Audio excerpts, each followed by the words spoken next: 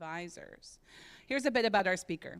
Gabby is the founder of Figures and Figures, a creative data design studio for visionaries who use insights to transform broken systems into ones where everyone thrives. Over the last 8 years, she has used data as a tool for change, from empowering teams at Deloitte or Pivotal Ventures with data visualization guidelines to creating impactful data stories for the United Nations, the World Bank, and the Environmental Defense Fund. Her approach is informed by experiences in-house and on the agency side. Beyond her information design practice, Gabby seeks to influence the field of information design and help others succeed as a design mentor in the Elevate data visualization community. With that, I'm excited to welcome Gabby to the stage and kick off your talk. Thank you. Is this on? Am I good here? Oh. Thank you. Amazing. All right. I think I'll just, yeah. Hi, everyone. Well, thank you for having me here. So I submitted this talk with this really long, complicated title. And honestly, when I was making my presentation, I just found it really hard to stand as much as my title was standing out. So I renamed my talk, and it's called Beyond Charts now. So I think I should get started by the fact that for the last 10 years, when people ask me what my job was, people that are not in the field, I always say, well, I just make charts. Sometimes I go fancy and I say, well, I'll make charts that have images and there's 3D in it, it breaks all the rules. Sometimes I say things like I make charts that people really, really hate on Twitter. But you know, at the end of the day, this was what I was describing myself as, which is I make chart. And I think as Amanda was saying earlier, we're seeing a shift now where I no longer identify as somebody who just makes charts. I think it's a transformation that we're all seeing. Recently, there was a blog posted by Shirley Vu, who's a friend, who said, who killed innovation in database? Or why did it die? And she just explained how the industry creativity has plateaued and there's too much industrialization. Moritz doubled down on this and he said, it's a polycrisis. And he described the convergence of several things happening, which is we changed media consumption. We industrialize the creative aspect of things, like you now can do templates. We have tools that are really helping us to be faster. And of course, economic pressures and AI. I will not talk about AI today. And maybe they're right, and I think I'm excited to hear. I saw that Gabrielle has a talk that says this is the end of database, so I was like, maybe we need to bury it really deep down and we all lost our jobs. But I think it's just that the landscape has changed, and we're just no longer the one who make those charts. We're no longer the one making maps, or at least we will not be in like really soon. And there's tools now that, you know, marketing team cannot just like go in data wrapper and drag and drop things and just drop a data set, get a chart at the door. So what once required the developer, you know, a designer like me, like weeks to make sometimes, now can be done in like an afternoon. So maybe it's not database that we need to bury, maybe it's just chart production as a whole. And I guess when I asked myself this question, I was like, well, cool, but then what's left for me? What's left for us as a field? And I realized that there is something we can do. There are skills that we have that we can utilize to actually really guide people. And this is a transition I want us, and I want myself, because really this talk is for myself to do. I think for a long time, we position ourselves as makers. I think I talked with a lot of you guys that are like have in-house teams, and we usually position ourselves as service providers. That's how people describe their own studio, even in big corporations. And I think we need to rethink who you are. We need to think ourselves as shapers, people who can be strategic partners. What that means we no longer take briefs. That means we shape the brief. That means that maybe we don't optimize visuals anymore. We actually reframe the narratives. Maybe we, you know, don't say, hey, we deliver those assets, but now we, let's say, influence how the strategy around even making these assets happen. And so I just want to say that this is about repositioning ourselves. This is not about just learning something new. I think it's just utilizing our skills in a different way. And so when I sat and I talked with many people here, there'll be a slide with thank you at the end, about like what makes us special and how we can do this transition, I found 5 qualities that we all share. We are romantics, we are curious, we are organizers, we are rebels, and we are guardians. And I'm going to walk you through them all. So we are romantics. I think most of us probably don't identify this way, to be fair. But I know that a lot of you guys see some really cool database and you're like, whoa, I love this. And you're like, send Slack to your colleagues that don't do database, like, did you see this really cool stuff? And they're like, no.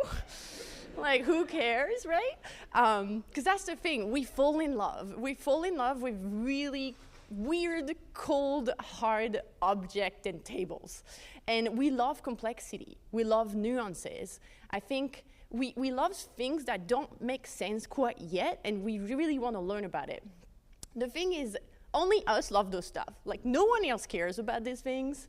And so we can't ask people to fall in love with our craft and art and data, but we can fall in love with the business. We can fall in love with others' goals. We can fall in love with what we call outcomes.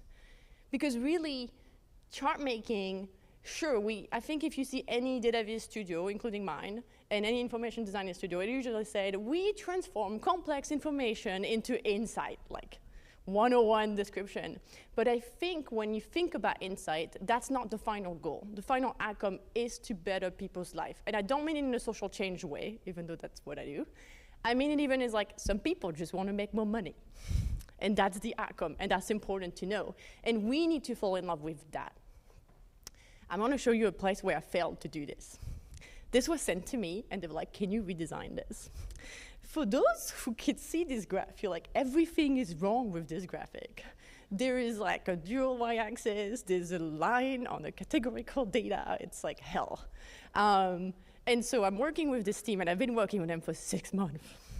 And our Slack message looks like this. That's from the person who sent me the chart. And she's like, can you just remove one of the y-axis because I'm uncomfortable with sharing that data? And I'm like, well, should we remove it, like the data altogether? And she's like, no, just remove the y-axis.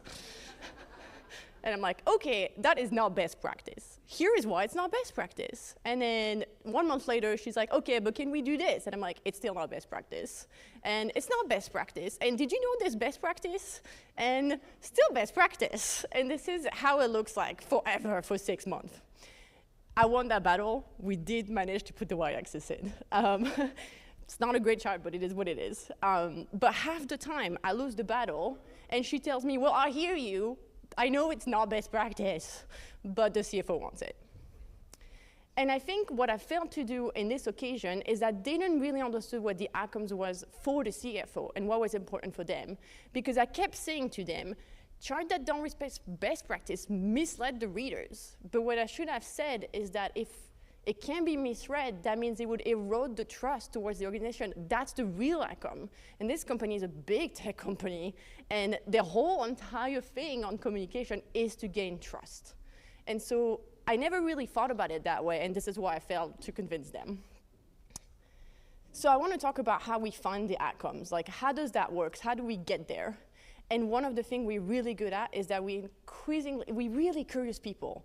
I mean, I don't know about you, but I open papers and I'm like, is this accurate? What's the methodology? Is this statistically significant? Is there something missing? Like all those questions about data. So we're really good at asking questions. But I think we need to shift from asking questions about just the data and ask the question about the outcome. And those are a different type of question, and it has a different goal. This is the goal. The goal when we ask those new questions is to find what I call the invisible fire. That's the stuff that people don't really tell you about when you tell them about the mission of the organization. You know, it might sound more like we're trying to actually make a whole lot of money, and they just don't tell you directly.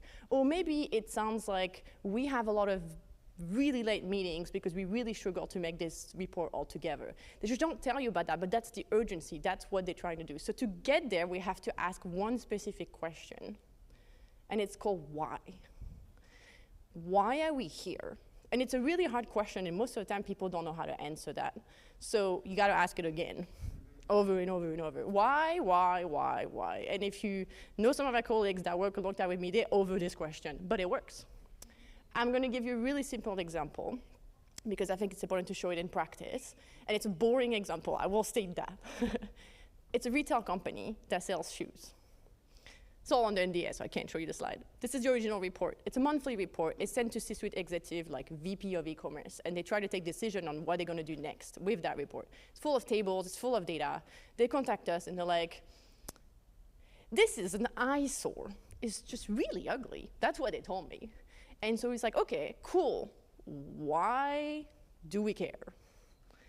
Well, the team only spent 5 minutes on it and they can't find nothing, so they will just go to the data and find their own thing. Okay, that doesn't seem like a real problem. Why? Well, we see what happened, but we don't know why it happened or what to do about it. And so we do one more time, why? And now they told us, okay, so the problem actually is that when we have all those things, what happened is we just don't hit our percentage growth rate. It's as simple as that. It's a kind of a simple ways, but what that led us to is to do 6 interviews, 1 workshop, and we sat down with them and we revisited the entire data system. This is the final, it's anonymized, it's boring, no offense, and we made this, so it's not exciting. But for them, instead of having this bloated report, it was just 5 KPIs and a couple submetrics. That's not so important. What's important actually is we sat with them, we found out what was the real data that needed to go in there to be useful, and we revisited the entire process. Now, the data analysts no longer just plug things in, they actually sit down, work together to put the right numbers in, and then they work with other teams to fill up the insights, because the data analysts are really far away from what's happening in terms of action. So they fill up this report together, and then they bring this up to the C-suite, and now it's useful. That took a long time for a very simple 15-slide report. So I want to say that now that we have the outcomes, we've asked all those questions, what do we do with this? What other skills do we have? And we are fundamentally organizers. We do really well with organizing really messy stuff, like this, which is the Georgia Loop sheets from the long COVID piece. This 3 years of data, qualitative, quantitative, is hell. But to me, it's really fun, because I'm really good at cleaning, clarifying, organizing, putting structure. We're all really good at that. Sometimes we're even better. We go from structure to like a structure visual, right? That's the database.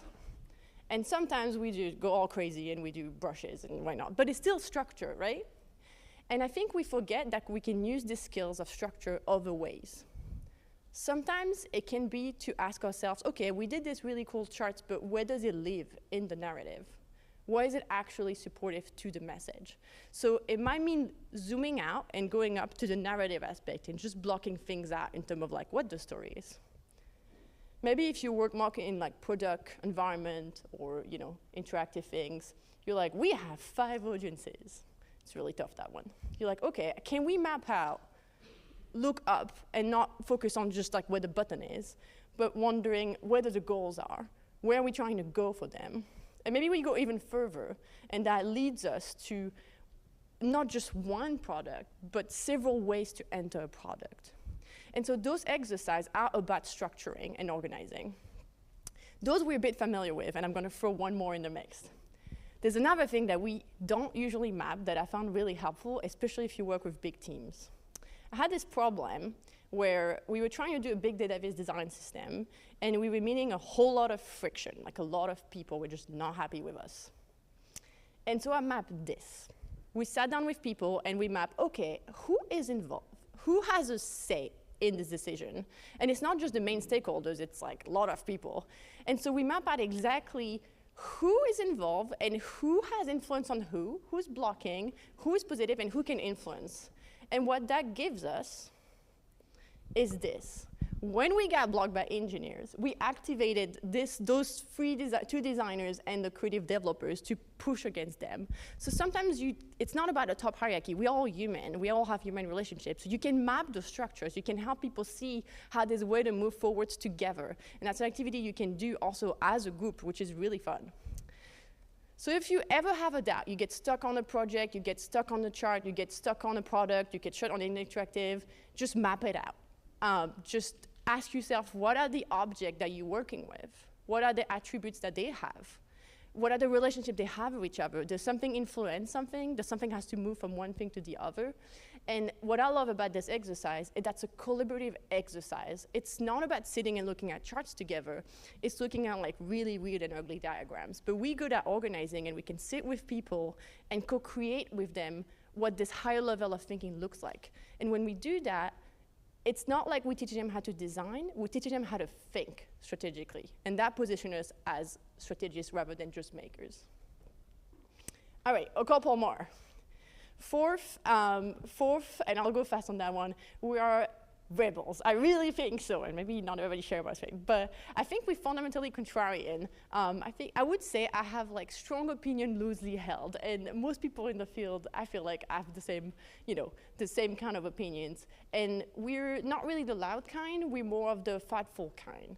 And there's a lot of opportunities for us to use that skill. It might be a little tweak. I think it's all about like, really soft revolution.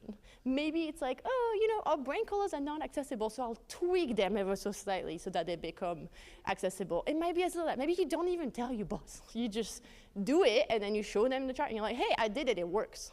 And they're like, it's not so bad.